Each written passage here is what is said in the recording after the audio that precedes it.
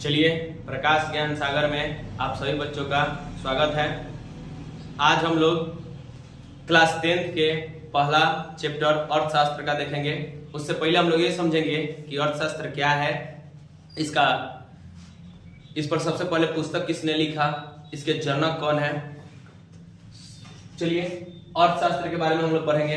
अर्थशास्त्र के जनक जो कहे जाते हैं, जिन्होंने अर्थशास्त्र की खोज करी थी, उनका नाम है एडम स्मिथ। एडम स्मिथ, इनकी एक पुस्तक है जो बहुत बार पूछी जाती है, wealth of nation. Wealth of nation के लेखक कौन है? एडम स्मिथ हैं, और इन्हें ही अर्थशास्त्र का क्या कहते हैं? जनक। लेकिन अर्थशास्त्र के नाम से एक पुस्तक इससे बहुत साल पहले चंद्रगुप्त मौर्य के शासनकाल में 6ठी शताब्दी के आसपास लिखी जा चुकी थी। उस पुस्तक का नाम अर्थशास्त्र था, लेकिन उसका वास्तव संबंध अर्थशास्त्र से नहीं था, इकोनॉमिक्स से नहीं था। वह राजनीतिक शास्त्र का पुस्तक था, जिसमें राजा के बारे में बताया गया था, राजा के क्या कर्तव्य होने चाहिए, कैसे शासन चलाना चाहिए। तो वही है कि सर्वप्रथम पहली बार अर्थशास्त्र के पुस्तक को कौटिल्य ने लिखा था, जिसका संबंध राजनैतिक विज्ञान से था। अच्छा, अर्थशास्त्र का अर्थ क्या होता है? तो अर्थशास्त्र का शाब्दिक अर्थ होता है धन का अध्ययन। जहां भी पैसा, रुपया, कौड़ी, इस सब के बारे में अध्ययन किया जाता है, उसी को क्या कहते हैं? अर्थशास्त्र। अर्थात अर्थशास्त्र का शाब्दिक अर्थ क्या होता है? धनों का अध्ययन करना ही कहलाता है अर्थशास्त्र। एडम स्मिथ ने अपनी एक पहली पुस्तक लिखी थी, सबसे पहली पुस्तक, उसका नाम था inquiry into the nature and causes of wealth of nations, अर्थात राष्ट्रों के धन के स्वरूप तथा कारणों की खोज। इस पुस्तक के नाम से इन्होंने पहली बार इस पुस्तक को लिखा था, और इसी के नाम पर पहली बार अर्थव्यवस्था का नाम पड़ा था राज्य अर्थव्यवस्था। मतलब कि जब एडम स्मिथ ने खोज करी थी इसकी, उस समय हम लोग अर्थशास्त्र के नाम से नहीं जानते थे, इसका नाम था राज्य अर्थव्यवस्था। लेकिन आगे चल के 1890 के समय में प्रोफेसर मार्शल ने एक पुस्तक लिखी। इनके पुस्तक का नाम था principle of the economics. Principle of the economics. और इसी के साथ साथ, इसी इकोनॉमिक्स शब्द के साथ साथ, इस पुस्तक का भी नाम, अर्थात इस विषय का भी नाम इकोनॉमिक्स अर्थात अर्थशास्त्र पड़ा। इसका नाम अर्थशास्त्र पड़ा। अब आते हैं कि क्या है अर्थव्यवस्था की परिभाषा।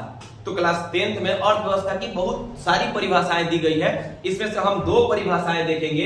एक है आर्थर लेविस के अनुसार, और दूसरा का है ब्राउन के अनुसार। तो आर्थर लेविस के अनुसार अर्थव्यवस्था के अर्थ किसी राष्ट्र के संपूर्ण व्यवहार से होता है, जिसके आधार पर मानवीय आवश्यकताओं की संतुष्टि के लिए वह अपने संसाधनों का उपयोग करता है। कहने का मतलब है कि आर्थर लेविस ने कहा कि देखिए, अर्थव्यवस्था वो है जो इसके अंतर्गत, किसी राष्ट्र के अंतर्गत जो मनुष्य रहते हैं, जिस राष्ट्र के अंतर्गत मनुष्य रहते हैं, उनका जो भी व्यवहार है, जिसके आधार पर वह अपने न्यूनतम जो संसाधन है उसकी पूर्ति करते हैं, इसी को हम अर्थव्यवस्था कहते हैं।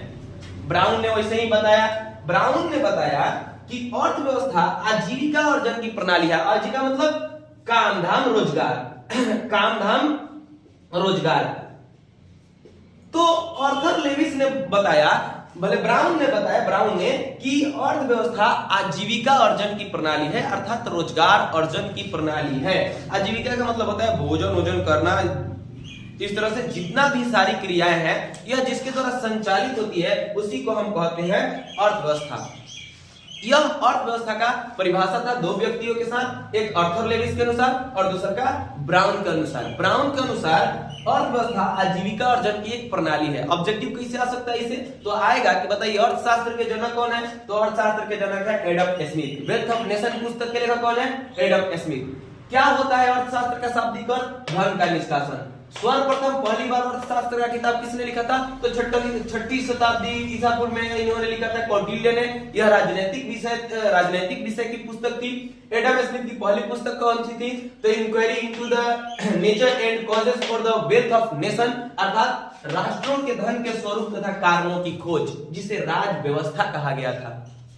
1890 में मार्शल के अनुसार इसका नाम इकोनॉमिक्स कर दिया गया था, अर्थात अर्थशास्त्र कर दिया गया था। आर्थर लेविस के अनुसार किसी राष्ट्र के संपूर्ण व्यवहार से होता है अर्थव्यवस्था का जो मानवीय आवश्यकताओं की संतुष्टि के लिए संसाधनों का उपयोग करते हैं। और ब्राउन के अनुसार, किसके अनुसार, अर्थव्यवस्था आजीविका अर्जन की एक प्रणाली है, तो यह हो जाएगा ब्राउन के अनुसार।